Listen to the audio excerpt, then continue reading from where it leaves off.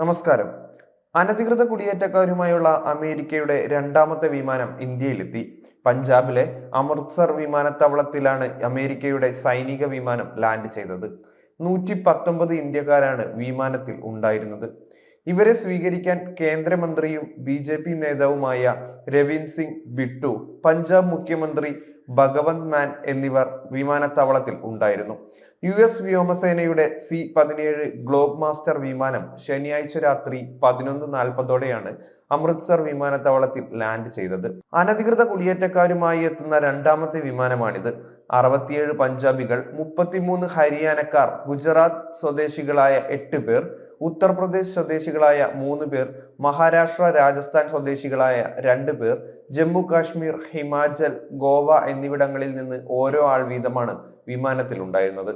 ഫെബ്രുവരി 5 US സൈനിക വിമാനം 104 ഇന്ത്യക്കാരെ അമൃത്സറിലേക്ക് കയറ്റിയതോടെയാണ് ആദ്യഘട്ട നാടുകടത്തൽ. 157 പേരുമായി മൂന്നാമത്തെ വിമാനം ഇന്ന് ഇന്ത്യയിലെത്തുമെന്നാണ് പ്രതീക്ഷിക്കുന്നത്. നേരത്തെ ഹരിയാന 33 പേർ, ഗുജറാത്ത് 33, പഞ്ചാബിൽ നിന്ന് 30, മഹാരാഷ്ട്രയിൽ നിന്ന് 3, ഉത്തർപ്രദേശിൽ നിന്ന് 3, ഛത്തീസ്ഗഡിൽ നിന്ന് 2 എന്നിങ്ങനെയായിരുന്നു കണക്ക്. ടെക്സാസിലെ സാൻ ആന്റോണിയോയിൽ നിന്ന് പറന്നുയർന്ന ഇതേ വിമാനമാണ് അവരെയും എത്തിച്ചത്. അതേസമയം ചങ്ങലക്കിട്ട് നാടുകടത്തിയ അമേരിക്കയുടെ നടപടിക്കെതിരെ അന്താരാഷ്ട്ര തലത്തിൽ വിമർശനം ഉയർന്നിരുന്നു. ഫെബ്രുവരി 5 US നിന്ന് വന്ന ആദ്യ വിമാനത്തിൽ ഉണ്ടായിരുന്ന 105 പേരെയും കൈയും കാലും ചങ്ങലക്കിട്ട് ബന്ധിച്ച നിലയിലാണ് കൊണ്ടുവന്നത്. സംഭവത്തിൽ രാജ്യവ്യാപകമായി പ്രതിഷേധമുയർന്നിരുന്നു.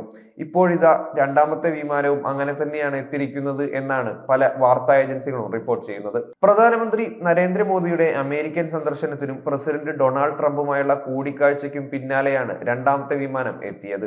അമേരിക്കയിൽ അനധികൃതമായി താമസിക്കുന്ന ഏതൊരു പൗരനെയും ഇന്ത്യ തിരിച്ചെടുക്കുമെന്ന് ഈ ആഴ്ച ആദ്യം US ഉണ്ടായിരുന്ന പ്രധാനമന്ത്രി നരേന്ദ്രമോദി പറഞ്ഞിരുന്നു.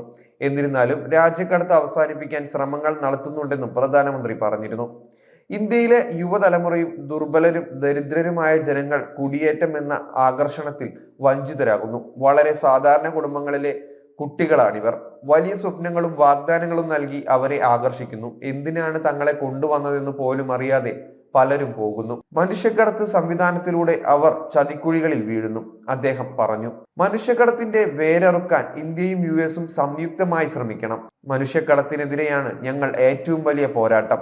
ഈ ദൗത്യം പൂർത്തിയാകുന്നതിൽ പ്രസിഡന്റ് ഡൊണാൾഡ് ട്രംപ് ഇന്ത്യയുമായി പൂർണ്ണമായി സഹകരിക്കുമെന്ന് ഞങ്ങൾക്ക് ഉറപ്പുണ്ട് എന്ന് മോദി കൂട്ടിച്ചേർത്തിരുന്നു. അതേസമയം മോദി ട്രംപ് കൂടിക്കാഴ്ചയെ ശുഭാപ്തി വിശ്വാസത്തോടെയാണ് അമേരിക്കയിലെ ഇന്ത്യൻ സമൂഹം കാണുന്നത്.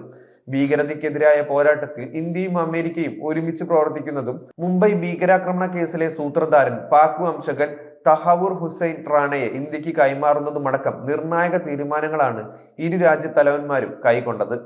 തഹവൂർ റാണയെ അമേരിക്ക ഇന്ത്യക്ക് കൈമാറുന്നതിൽ ട്രംപിന് മോദി നന്ദി അറിയിച്ചു. 2008 ഇന്ത്യയിൽ വംശഹത്യ നടത്തിയ കുറ്റവാളിയെ ഇന്ത്യക്ക് കൈമാറാൻ തീരുമാനിച്ചതിന് പ്രസിഡന്റിനോട് എനിക്ക് നന്ദിയുണ്ട്. ഇന്ത്യയിലെ കോടതികൾ ഉചിതമായ നടപടികൾ സ്വീകരിക്കുമെന്നും മോദി പറഞ്ഞിരുന്നു.